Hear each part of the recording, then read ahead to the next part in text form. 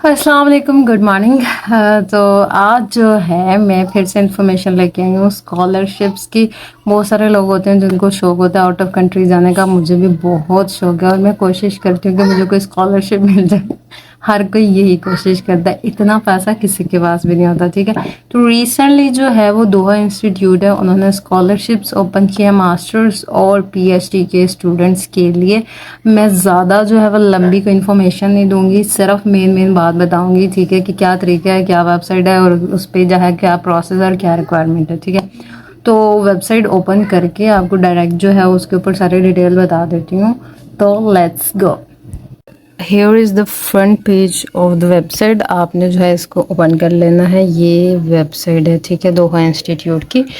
मैंने just search किया 2025 की जो स्कॉलरशिप्स हैं उसको ओपन करके 15 जो है इसकी डेडलाइन है जनवरी 15, ठीक है।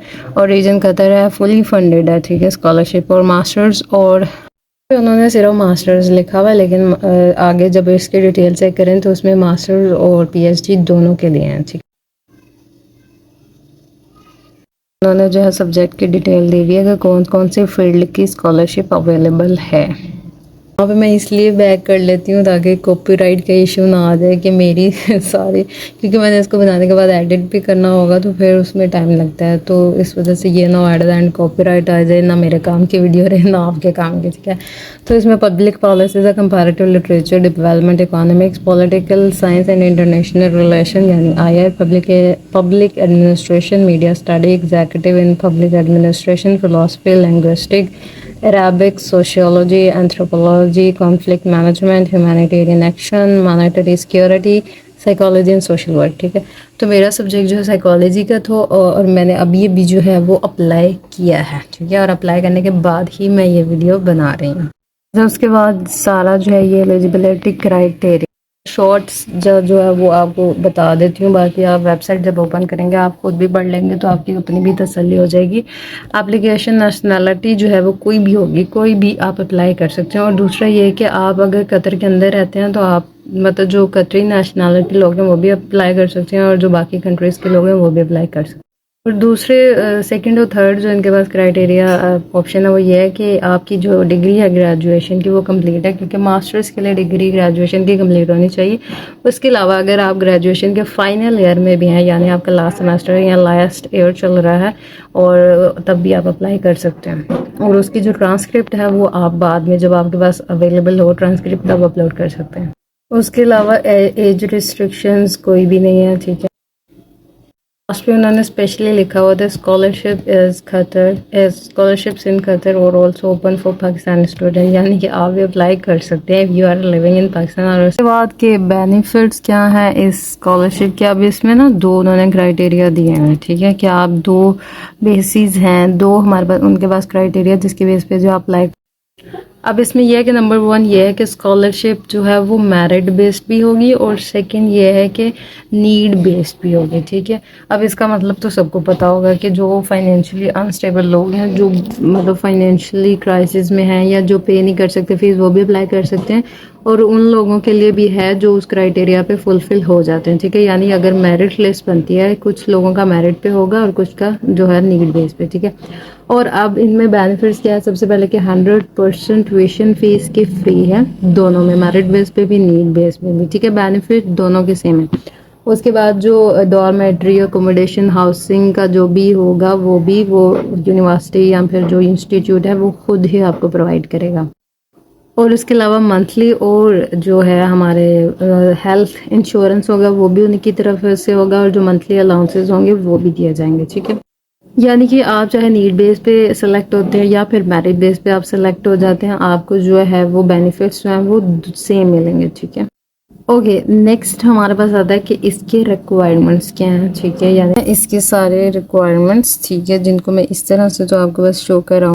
मैं आपको जो है साथ में गाइड बता देती हूँ, ठीक है, क्योंकि आपको मैंने बताया कि मैं नहीं चाहती कि मेरी इस वीडियो पे जो है कॉपीराइट का इशू आ जाए, क्योंकि मुझे नहीं आइडिया कि इन वेबसाइट की वीडियोस बनाने से कॉपीराइट आता है या नहीं। सो मैं फर्स्ट टाइम ही बना रही हूँ। ओके, सबसे पहले क्या है, कॉपी ऑफ नेशनल आइडेंटिटी। अगर तो है जो वो कतर के रहने वाले हैं तो उनके पास of course national identity card होगा, और अगर आप कतर के नहीं हैं तो आपके पास ऑफ कोर्स आपका पासपोर्ट होना ज़रूरी है। यानी if you are going to apply from Pakistan तो you should have your passport.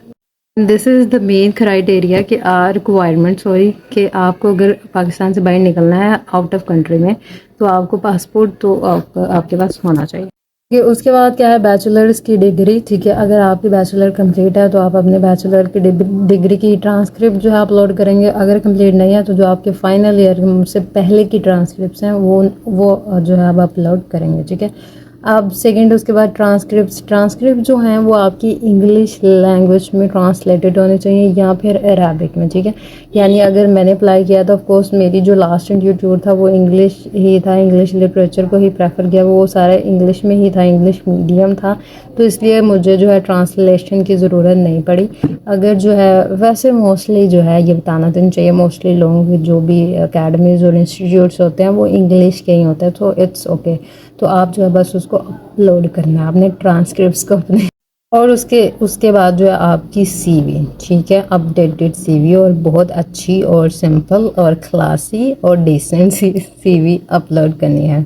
Okay, 2 letter of recommendation, और ये मैं हमेशा ही बताती हूँ, मैंने लास्ट भी एक दफ़ा जो है वो टर्की शायद या इटली की जो है वो स्कॉलरशिप के बारे में गाइड किया था, तो मैंने कहा था कि रिकमेंडेशन हमेशा चाहिए। आप किसी भी इंस्टीट्यूट में अगर अप्लाई करें, अगर स्कॉलरशिप नहीं भी आप एडमिशन के लिए भी अप्लाई करें तो आपके पास रिकमेंडेशन लेटर होने चाहिए, यानी जिसे रेफरेंस लेटर कहा जाता है। ओके, उसके बाद जो है of course English language certificate. अगर आपने जो आइलेट्स का पीटीए या कोई भी इस तरह का लैंग्वेज टेस्ट दिया हुआ है तो आप जो है वो उसको जो है उस टेस्ट को जो है अपलोड कर देंगे। ठीक है, लास्ट हमारी है पर्सनल स्टेटमेंट। पर्सनल स्टेटमेंट का भी मैंने बताया हुआ था उसी वीडियो के अंदर कि पर्सनल स्टेटमेंट क्या होती है। पर्सनल स्टेटमेंट यानी आपके बारे में, आप क्या हैं, क्या कर रहे हैं, क्या पढ़ा आपने, और आप मतलब फॉरवर्ड इसमें अप्लाई क्यों करना चाह रहे हैं, और आपके फाइनल जो फ्यूचर के गोल्स हैं वो क्या हैं, ये सारी डिटेल आपने उस स्टेटमेंट में देनी होती है। कि उसके बाद जो है एप्लीकेशन का प्रोसेस ये है कि इस वेबसाइट पे के ऊपर ही जो लास्ट पे अप्लाई का बटन आया हुआ है, ठीक है, अगर आप अप्लाई का बटन प्रेस करेंगे तो आपके पास फॉरवर्ड जो है वो वेबसाइट ओपन हो जाएगी और उस पर जो आप इसको अप्लाई कर सकते हैं। अच्छा, उसके बाद यह है कि आप एप्लीकेशन जब आप देने लगे तो सबसे पहले आके दोहा इंस्टीट्यूट की जो वेबसाइट है उस पर जाएँ, उस पर आप अपने आप को रजिस्टर करें। ठीक है, रजिस्टर करने के बाद जो है वो आपके पास एक किस्म की पूरी प्रोफाइल आपकी शो हो जाएगी। ठीक है, कि आपने फिर वहाँ से जो है क्रिएट एप्लीकेशन पे जाना और एप्लीकेशन क्रिएट के ऑप्शन पे जाके आपने जो है वो उसको जो आपकी एप्लीकेशन की डिटेल वो मांगेंगे। पहले वो आपकी पर्सनल डिटेल मांगते हैं, फिर उसके बाद डॉक्यूमेंट की, फिर उसके बाद लैंग्वेज सर्टिफिकेट। अच्छा, मैं यहाँ एक और इन्फॉर्मेशन बता देती हूँ, कुछ जगह पे ये मेंशन नहीं है, लेकिन यहाँ पे ये है कि अगर आप पीएचडी के स्टूडेंट, यानी अगर आप if you are going to apply for the PhD तो आपके लिए लैंग्वेज सर्टिफिकेट्स ज़रूरी है। सर्टिफिकेट इस तरह कि आपका आइलेट्स होना चाहिए, पीटीए होना चाहिए, टॉफल होना चाहिए, कोई भी होना चाहिए। ठीक है, 5.5 6.5 इतना जो है बैंड होने चाहिए। But if you are going to apply for the masters तो आपके लिए बस सर्टिफिकेट ज़रूरी है जो आपके रीसेंट के इंस्टीट्यूट से आपको मिल जाएगा। ठीक है, इंग्लिश लैंग्वेज सर्टिफिकेट होता है। ठीक है, वो लोग आपको दे देते हैं, वो जस्ट फिर ये प्रूव कर देता है कि आपका जो लास्ट इंस्टीट्यूट यानी जो लास्ट डिग्री है वो इंग्लिश में ही थी, तो उसके लिए फिर आपको स्पेशल टेस्ट देने की ज़रूरत नहीं पड़ती। हाँ, अगर वहाँ पे चले जाएं और उसके बाद देना पड़े तो वो बात की बात है, लेकिन अगर आप मास्टर की बेस पे अप्लाई करना चाह रहे हैं तो सिर्फ आपको जो है वो सर्टिफिकेट साथ में लगाना है। लेकिन अगर आप पीएचडी के लिए अप्लाई कर रहे हैं तो आपको पहले टेस्ट देना पड़ेगा, आइलेट्स का, टॉफल का, किसी भी चीज़ का।